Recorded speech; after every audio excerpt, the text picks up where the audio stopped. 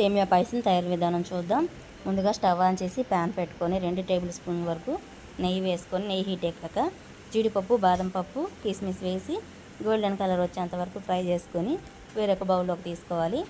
ఇప్పుడు అదే ప్యాన్లో సేమియాను కూడా వేసి అవి కూడా గోల్డెన్ కలర్ వచ్చేంత వరకు ఫ్రై చేసుకోవాలి. చూడండి, ఈ మాదిరిగా ఫ్రై అయితే సరిపోతుంది. ఇవి కూడా వేరొక ప్లేట్లోకి వేసుకొని ఇప్పుడు అదే ప్యాన్లో 2 ప్యాకెట్ల వరకు నేను పాలు వేసుకుంటున్నాను.